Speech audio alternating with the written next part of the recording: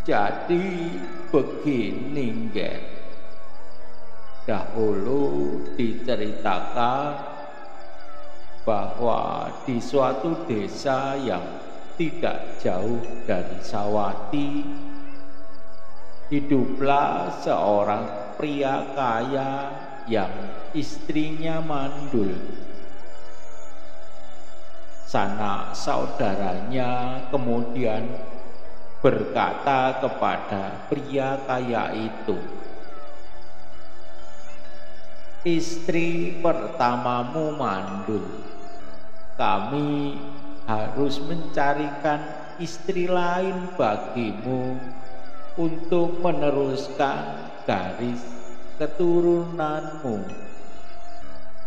Mendengar perkataan dari saudaranya, pria kaya itu berkata, "Aku tidak ingin menikah lagi karena aku begitu menyayangi istriku." Ketika istrinya mendengar percakapan antara suaminya dengan saudaranya, ia kemudian berkata kepada suaminya, "Suamiku, saya memang mandul. Jadi sebaiknya suamiku mencari istri lain untuk dipersunting, supaya garis keluarga tidak terputus." Karena dorongan dari istrinya itu, pria kaya kemudian mengambil istri lagi, yang akhirnya istri keduanya itu akhirnya hamil.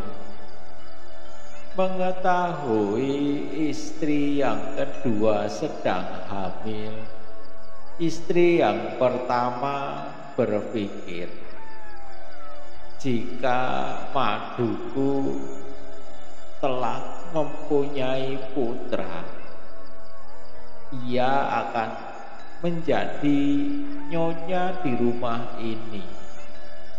Istri pertama yang dikuasai oleh kedengkian, ia pun mencari cara agar kehamilan dari istri kedua pria kaya itu menjadi keguguran.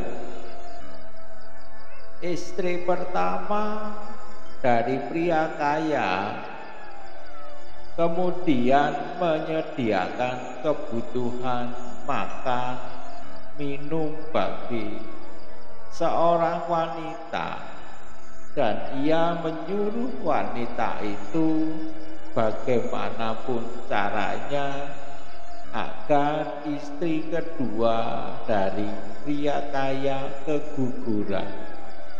Dan akhirnya istri kedua pria kaya itu pun benar-benar keguguran. Ketika istri kedua itu keguguran, ia kemudian memberitahukan hal itu kepada ibunya.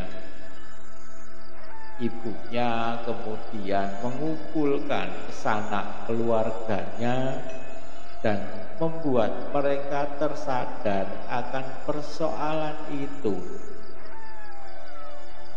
Mereka menuduh istri pertama yang mandul sebagai orang yang bertanggung jawab atas peristiwa keguguran dari istri kedua pria kaya. Akan tetapi istri pertama menyangkal bahwa ia yang melakukan dengan berkata, "Saya tidak bertanggung jawab karena bukan saya yang menyebabkan keguguran."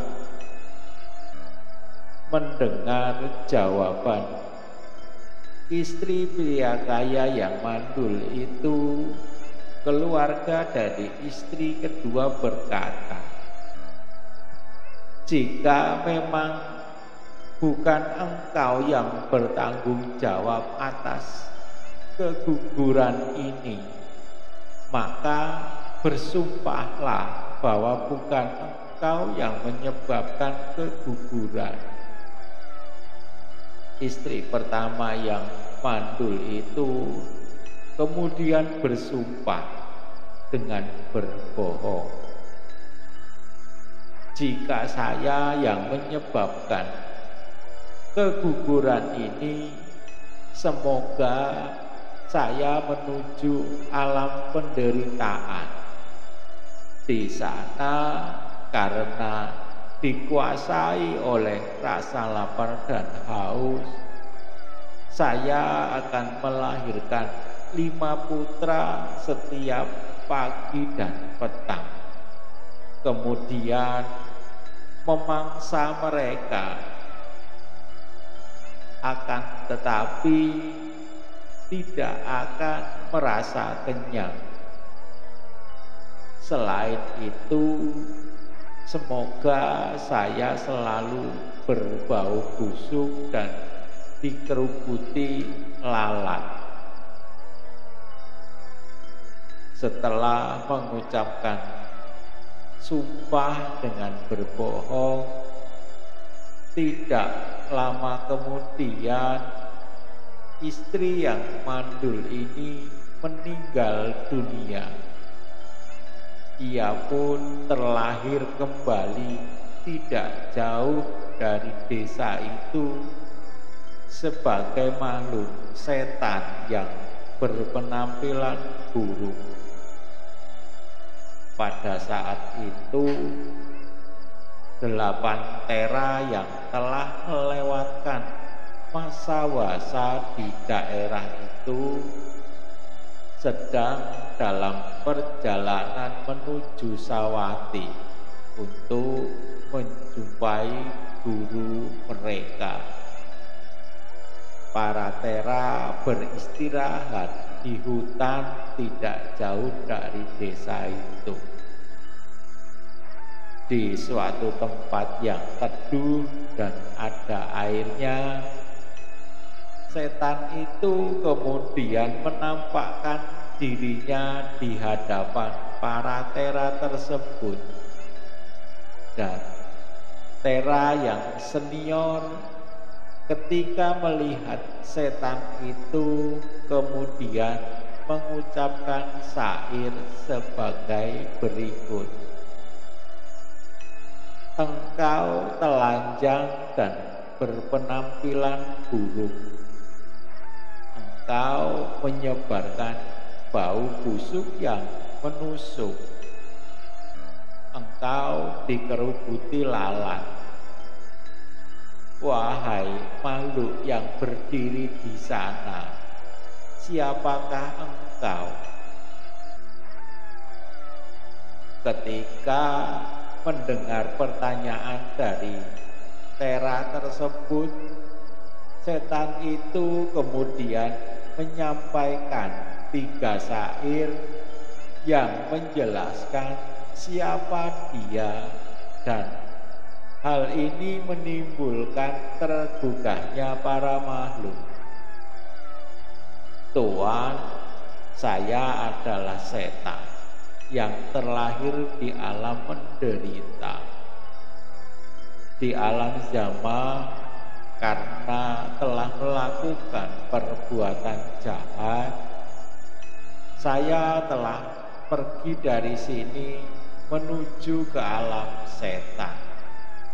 Di fajar hari saya melahirkan 5 putra, dan di petang hari saya melahirkan 5 putra lagi.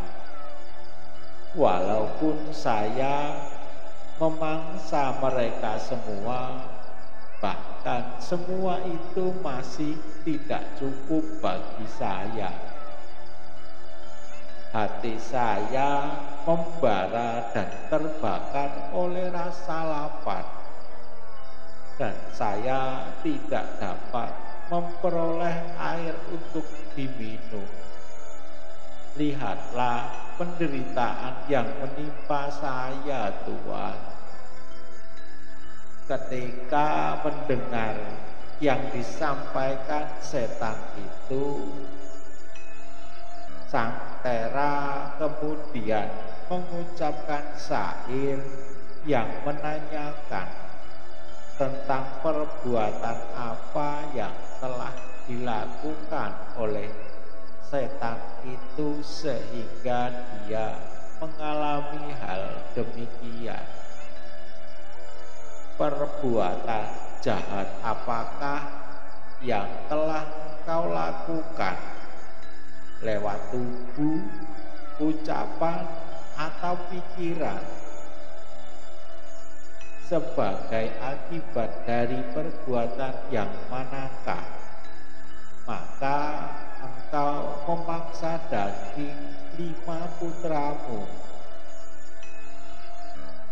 Setan itu kemudian menceritakan kepada sang Tera perbuatan yang telah ia lakukan dengan berkata, "Madu saya menjadi hamil dan saya merencanakan suatu perbuatan jahat untuk melawannya.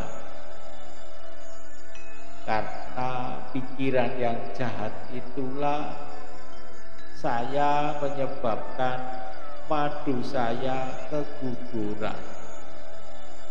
Janinnya yang berumur 2 bulan mengalir keluar persis seperti darah. Kemudian ibunya marah pada saya dan mengumpulkan sanak saudaranya. Ia membuat saya bersumpah dan membuat mereka mencaci maki saya.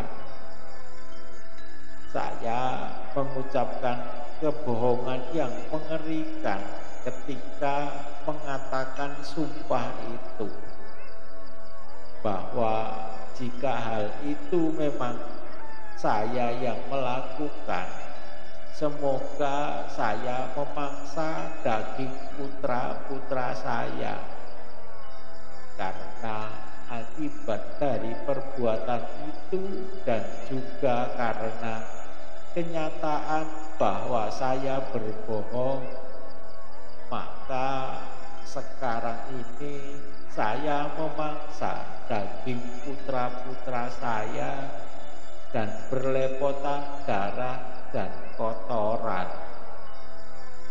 Setelah mengemukakan akibat-akibat dari perbuatannya,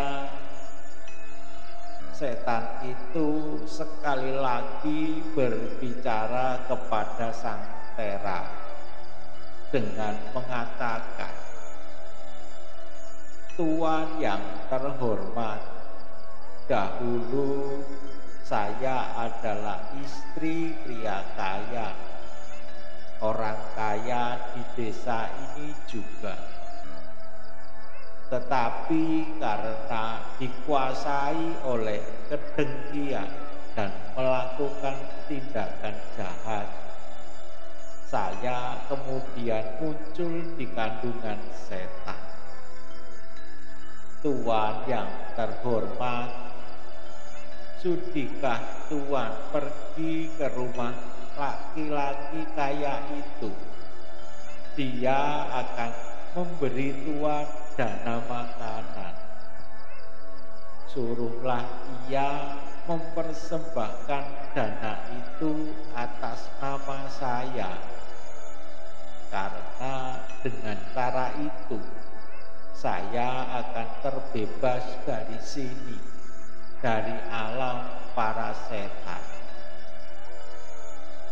Ketika para Tera mendengar yang diucapkan oleh setan itu, mereka kemudian pergi karena rasa kasihan dan welas asih mereka memasuki rumah laki-laki kaya itu untuk mengumpulkan dana makanan.